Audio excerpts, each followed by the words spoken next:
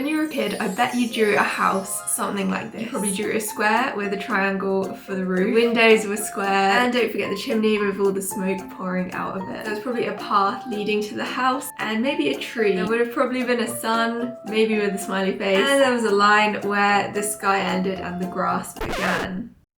The truth was, your house probably looked nothing like this drawing. And that's because what you were drawing wasn't actually a house, it was a symbol for a house. Now that we're all a little bit older, we maybe want to try drawing things a little bit more realistically. The problem is it's very difficult to get your brain to stop thinking in this language of symbols and words. If you look at a mug and try to draw it, you'll be constantly battling with what your brain thinks a mug should look like. Depending on the angle, it could end up looking completely different in reality to what the symbol of the mug looks like. In order to be able to draw well, we need to quieten the more logical, analytical and verbal part of our brain and instead focus on the visual, creative and intuitive part.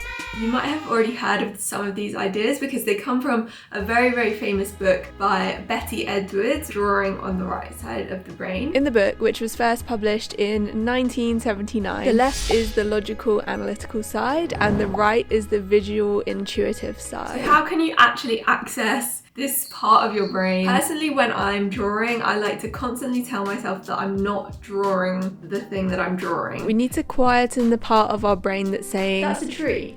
I've seen that before and I know what it's supposed to look like." Instead, we need to tap into the part of our brain that doesn't see a tree, but sees a dark round shape with a dark, thinner shape underneath and a lighter, yellower section towards the top and a darker, bluer section underneath. This way, I'm thinking more of how the shape looks in space rather than the symbol that I have for that thing. I even heard a story about one artist who used to look at a landscape upside down between his legs before he started painting, just so that he could see it from a different point of view and get a different perspective on it. If you're drawing from a photo, this can actually be really helpful. Turn the photo upside down, try drawing it that way, and that way you're completely removing your left side of the brain because it can't understand really what it's seeing.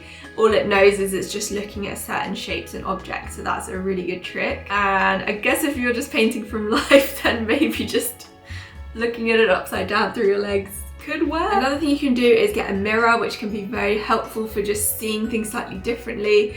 You can look at your own drawing and painting in the mirror and then look at the scene in the mirror. And that again is just getting your brain in that different mode of seeing things, almost just trying to trick your brain and flip things around and just try and see things slightly differently as much as possible. Here's a good example from two of my own paintings. In this first one, I took the boats very, very literally and I drew every single boat with exactly equal amounts of detail. Compare that to this painting of boats in Monaco and you'll see that it's completely different. In this one I left out a lot of the details because the boats were very jumbled up and messy and you couldn't really distinguish one from the other. So if I put too much detail on each distinct boat, it would kind of ruin that effect. If you zoomed in on each particular boat, you wouldn't really know that it was a boat, but I was more just trying to draw the lines and the shapes that I saw rather than thinking of it as a boat in particular. In the book, Betty describes switching from the left to the right side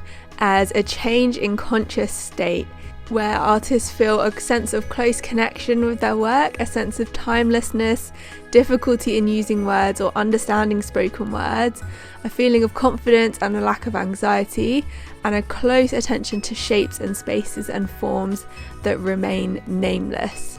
If you can achieve that deep state of concentration, which almost feels like meditation, then you're headed in the right direction. So next time you're drawing and it's not going well, ask yourself if you are thinking in symbols rather than the thing itself, and you might just think your way out of it.